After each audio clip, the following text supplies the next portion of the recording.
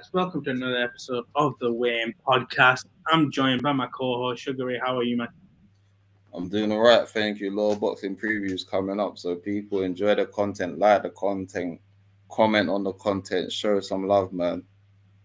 Just as Ray said, there's a lot of boxing, a lot of content coming through, and today we're here to preview, predict one of two of the biggest fights in April. We've already got one out there where we talked about Spencer Eugas, but now we're here to talk about Tyson Fury versus Dillian Whyte. I'm just going to bring up the little poster here. And the reason I want to do this is if you look at the little bottom bit there, Wembley Stadium. We've talked about Fury's fan base. We've talked about the fact that Joshua's the guy that's kind of put it out there to make boxing heavyweight fights or big fights stadium based just like a normal thing when it's not. Yeah. So I guess with the timing of the fight being that it's in the stadium and the fact that Frank Warren said that there's like 4,000, 5,000 more tickets put out, are you kind of impressed with the sale of the fight and the fact that they were able to do this as big as they have? Not necessarily. I think many people resonate with what I'm saying with is being very lackluster promotion. So it's kind of like the big promo was they won it, which was kudos to them for winning it. And then like the promotion's not been constant. I don't know whether Queensbury like literally put all their money into Fury and they didn't pay their social team, but there's so many other big fights that I've seen so much more promotion for them. The fact that they're getting on to like Dilian Whyte for saying, "Oh, but you're not helping promo." I'm saying, listen, I'm gonna let people know right now. This might not be the most professional thing, but it is what it is. If I'm dealing with, I'm doing the same thing. Don't lowball me, then tell me that I have to sell your fight. I don't even think Dillian White's getting pay-per-view for it. So if I'm him, you're damn right I'm gonna be like, I'm gonna no sell it because a lot of people are saying, "Oh, that's unprofessional of White," or "It doesn't make him look good to commercials to things." That's a lie. And you know why that's a lie? Because for the simple fact that we're speaking about Dillian White doing this is proof that everyone that's saying it's going to backfire is not. I was just going to say Listen, man, I've lost count of how many times people writ off Derek Chisora years ago. And guess what? We still speak of Derek Chisora to this day, and he's never even been in a world title fight. So Dillian White is doing what's right by him. As for Queensbury, I don't know. Like their undercard is very lackluster. They've got big names on their books as well, whether it's Callum Johnson, whether it's Anthony Yard. And a lot of people just complain that this undercard isn't it. Apparently, on StubHub, there's a lot of tickets that people aren't even upselling now because they feel like the main event, well, not the main event, but the undercard is very lackluster and it's not a good look for the card. And this is where you have to give Anthony Joshua, Matchroom, and Eddie Hearn much more credit because I feel like you alluded to earlier, when people it's like AJ normalized doing stadium fights so much that people thought it was normal, or people think that it's easier than it looks. It's not. The fact that AJ's had I don't know how many stadium fights is so much credit to what he done for British boxing that people don't give him and Eddie Hearn enough credit for. I get it. Right now, it's kind of popular to hate on Eddie Hearn and be like, "Oh, Matchroom can't do this. Matchroom can't make this fight, etc., etc." But it's proof right now it is not easy task, and you know Frank Warren, Top Rank, Tyson Fury are finding that task hard right now to upsell their undercard. I was going to say, so there's quite a bit that you said, which is pretty cool, and I want to break it out. One thing that I agree with you is Dillian Whyte doing no promo adds promo to this fight because otherwise you just got the same characteristic things. You've got Tyson Fury who do his talking, but Dillian Whyte who do his thing, and that's it. Like it's going to be the same thing. Whereas this time there's a bit more to it, even though one guy's not turning up. Now, if you're contractually obligated, that's a thing. Different. I understand that. But if you're not, why am I wasting my time when I can go ahead and improve myself, knowing I've got the biggest fight of my career? So I'm okay with that. As for the undercard and reselling, I said this to a lot of people as well. Sales of tickets don't really, for me, allude to actual marketability and stuff. What I mean by that is Mhm. I can go and bot and get about 15 tickets in a certain area, knowing that my plan is really to upsell that.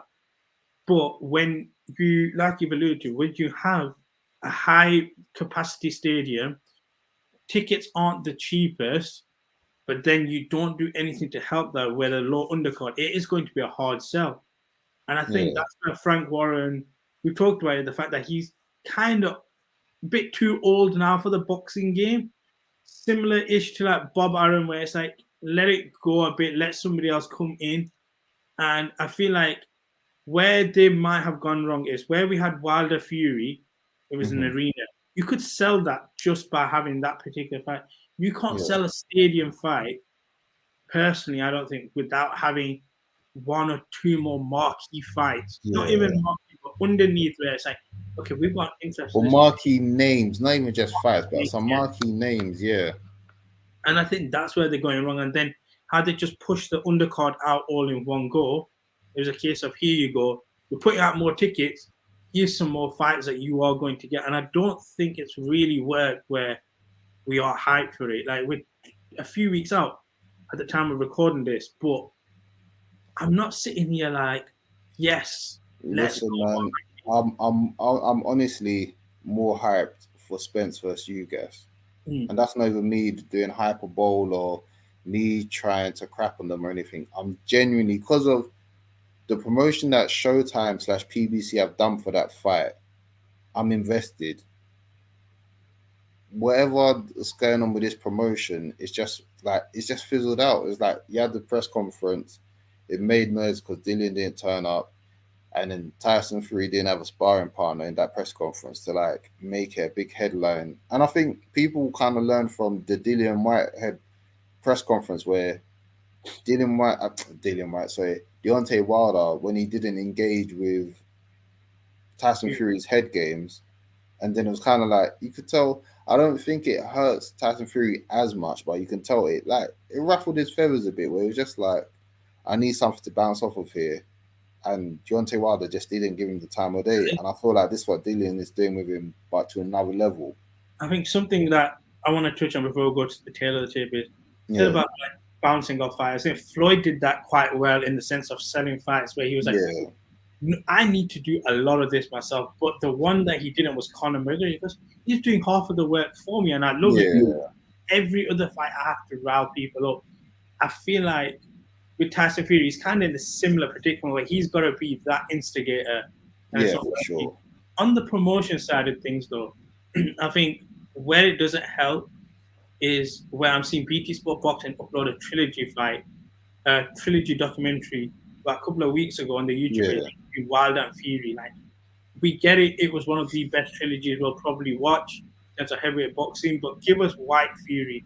Now, if yeah. Whyte's not doing much with that, it is a bit of a struggle, but you kind of also know what you're getting yourself into by doing this. So I don't know how they go about pushing it a bit more. I'm surprised. Here's my thing, because even when boxing does this quite a bit, when they've got bigger stars face in a marquee fight, whereas like they do a lot more documentaries or docu series or just vlogging of the big Yeah, star. So UFC do that the best. yeah, The UFC vlog embedded stuff is amazing. exactly. So then that's why I don't understand why they're not doing more promo on Tyson Fury himself. Then if that's the case, like fair enough. It's like cool. Dillian doesn't want to participate. All right, fine. Sell Tyson Fury more. And this goes back to what I've been saying for years is that a lot of these guys, I think even AJ's just blatantly said it now as well. It's like promote your fights by yourself without mentioning my name. You Yeah, guys try to like they always try to freeze out AJ. They always try to crap on AJ, but he's just proved that he's the cash cow because no matter what, they still try to bring up AJ's name whenever they've got big fights coming up. So this one is kind of like it's almost like because you can't use AJ's name, you've gone quiet. And the proof is in the pudding. People argued with me before saying, "Oh, I'm just being Team AJ," but I'm like, listen, where's the promo been for this fight? I was Where's gonna it say, been? All that I've seen is Frank Warren of on IFL TV just keeps on crapping on Eddie Hearn, but it's like that is still not enough promo for your You know, fight. I was going to say on Eddie Hearn, you mentioned about Spence, and we're going to go to the Taylor tape now, but you mentioned Yeah, about Spence. I'm excited about Serrano Taylor. I'm excited about yeah. Stevenson. Stevenson Valdez. That night, for me, I've circled it. Yeah, I know that yeah, I'm going to be up. I'm just hoping, like I said, they don't clash with each other. And it's just a bit of sense there when it comes to that particular night, because you've got two very fun, very good fights going on. yeah. And I think one thing I'll say is the only time I actually heard about this fight outside of the press conference was on a BT Sport live boxing card. And for me, you're not going to get a lot of attraction to that particular card anyway from a casual side of things. At all. But what I want to move on to is actually the tail of the tape. So we've got it here. Yeah. And I guess for me, when you look at this, what stands out to you? Like, I'll just bring it back up. What stands out to you between both particular fighters here? Are we looking at the fact that both have similar fights in terms of the amount of numbers? The numbers kind of look similar. I guess the reach stands out with the Tyson. reach really stands out. The height obviously really stands out. And then I think people knowing their boxing style. So of late, Tyson Fury's gone more away from his slick style and just going into brawls and using him bludgeoning power to finish off Deontay Wilder, which is kind of a switch up because remember going into the second Wilder fight and Fury said he's going to KO Wilder. Everyone laughed at first because they were just like, that's not your style. But ever since joining Krong Gym, he seems committed to that style of just going in there, warring out and doing a battle of attrition and just bludgeoning people with bludgeoning Wilder with his power. So it's going to be interesting to see how it goes now. You've got a new opponent after fighting Wilder 3 times, and you've got someone in Dillian who's got legitimate knockout power, and the fact that Tyson Fury's been dropped a few times despite height differential between him and opponents. So it'll be interesting. I think the only dangerous thing is, as of late, we've seen Whyte more, worried a bit from the wars that he's had. He's been caught quite a few times.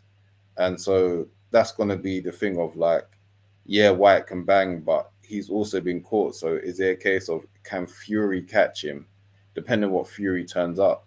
So I'll be eager to see. Yeah, I'll be eager to see how this turns out. But promo-wise, man, they need to sell this to us. Even like I said, sell what Tyson's done. Sell it more, because they're not even making their guy look good or look like the favorite. I'm sure there's going to be a lot of people that just want to support Fury because they're Fury supporters, and shouts out to them. But I feel like, it's just lackluster right now. Like, I'm interested in this fight, but it's not a case of I need to see this right now. Yeah, I get what you mean. Yeah. Now, on you said about Dillian Whyte and how Fury's been knocked down. Dillian Whyte actually with perfecting. Yeah. Is there an argument that he might go into this fight a little bit too hot-headed because of the occasion and stuff, and again face that Fury power where he does get hit, and he will stay down? Or is there a thing of where we might see a different side of Dillian Whyte, and there may be a little bit more slickness that we might not necessarily think? I won't say hot-headed, but I think just more determined to get that knockout. I think, especially learning from the AJ Usyk fight, it's do not try to go in there and be who you are not. Go in there and be who you are. And if that means you're going to go in there gunslinging and it's a kill or be killed type of mentality, then you're going to have to go in there and die on your shield and do that. And, it's a gamble. He could win by that way. He can live by the sword or he can die by the sword, but he's going to fight with a sword and shield, that's for sure. And I feel like Dillian hasn't shown too much on socials. He hasn't shown other than trolling Queensbury and Top Ranks media accounts. Dillian Whyte hasn't shown too much, which I think is building more of a mystique for him, to be fair. I think he's building up a more mystique because people don't know what Dillian's going to turn up. And I feel like sometimes that is the best thing to happen. Obviously, he's got adding more people in his corner. I know Mr. Knight from who was working with Lennox Lewis when he was, you know, dominating.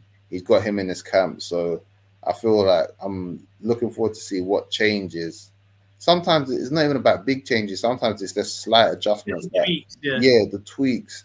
Because, like I said, sometimes it might not be a case of let's change who Dillian Whyte is. Sometimes it's a case of we want to maximize what you do good and try and minimize what you do bad.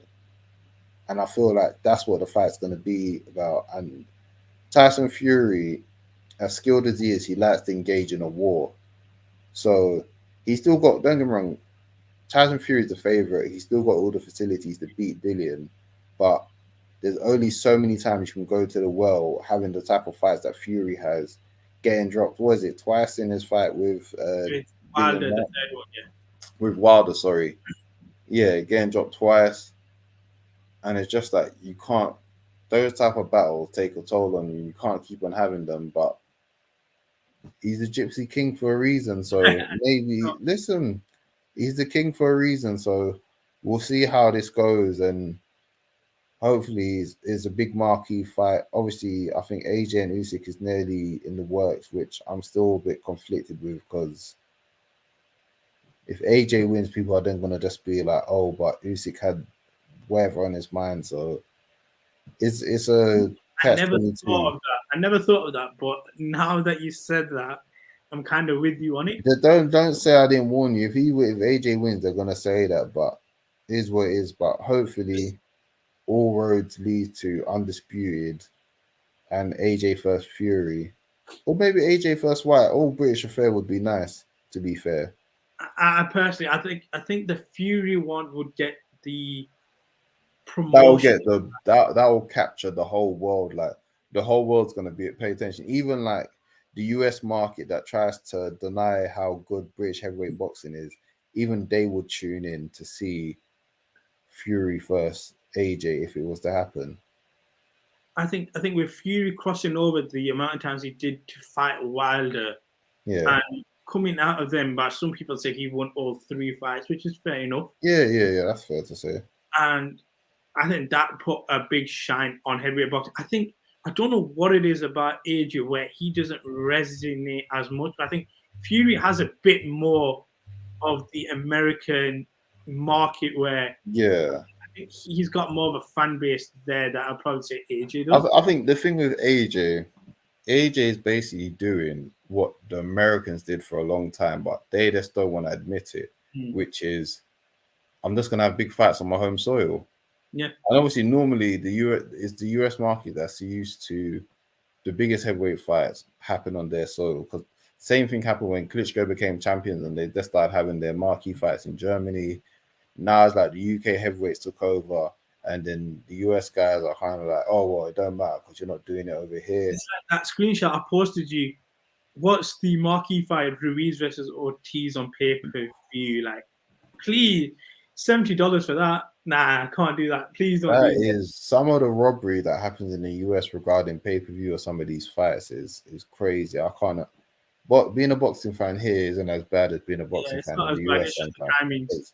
Some of the stuff they're paying pay-per-view for is criminal. But listen, man, I guarantee you, if we manage to get Tyson Fury against AJ, everyone's going to pay attention, whether they like or not, whether they want to be in denial or not. They will pay attention. So And they pay the premium for it. But before we yeah, go, I want to get your prediction. We've talked about the promotion size not being bad, not yeah, being the best. Talked about, I guess, where they could both slip up in terms of the attributes to each guy. What's your yeah. prediction for this fight then? If it's a late stoppage, it's going to be in Tyson Fury doing a late stoppage to Dillian Whyte. If it's an early stoppage, Dillian Whyte's going to catch uh, Tyson with a flash knockout. Do you, I'm gonna. I think Tyson might get knocked down.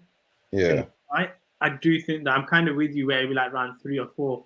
But just because of what I've seen from him against Wilder, where yeah. them like Dillian Whyte hits hard, but I think Wilder hits the hardest. Harder. Yeah, for sure. So if he can come out from them and then even in them particular rounds come off a bit stronger towards the end, I have to lean with Tyson Fury on this. And I Yeah. think I'm going with I'm going to go 11, round 11 stoppage. I would personally say it has to be kind of late. I don't think Dillian Whyte in this opportunity will go down easy. And it is going to probably take something like a referee stoppage rather than an actual genuine knockout personally. Yeah, I think the referee stoppage sounds about right. Hopefully, no corrupt refereeing, but That's the one thing. That's one thing I don't like is when the stoppage happens too early and it's like whose fight was that? Was that Groves versus Froch one? I don't even remember that. And Froch done the comeback, but everyone was just like, you could have given him a standing 8 count. Like you didn't have to call it off, and the ref just stopped it. And obviously, as Froch always reminds us, he then went on to headline Wembley. But yeah, Do you know what? Like, just quickly before we wrap up, Froch yeah. reminded everybody. Like, I know people laugh at it, but again, it's because I don't think people realize the magnitude. Yeah, of no, people don't It's a because huge it's deal. coming from him. Because it's coming from him, obviously, it always comes It's across funny, now as a joke because it's just like you always have to remind us. But yeah, but it's a big deal. Like, I would very now look big back deal. at what we just said in this episode. I'd remind people I headlined Wembley. Yeah, I remember. You got to remember the time that he done it as well. Yeah. Like it wasn't common at that time to do it, and then AJ came through and he done it more regular. But yeah, it's true. Listen, man, you got. I'm not the biggest fan of him personality wise, but Oh, yeah, always give personally. credit where it's due. Always give credit where it's due. Yeah. And with that, we are going to wrap up to this episode. Just before we go, as always, if you're enjoying the Wayne podcast, you know what to do. Why not hit that like button, share and subscribe. Hit us up on all our socials, _ the Wayne _ for the Instagram and Twitter page. Before we wrap up, Ray, any final words? People keep showing love, keep giving love. Stay tuned in. Stay waiting. And with that, wrapping up on another episode of the Wayne podcast. Appreciate you always for coming on, Ray. And guys watching, leave all your comments. Let us know about this fight. Are you excited for it? And give us your predictions. But with that, it's another episode of the Wayne podcast. Love and peace, guys. Peace.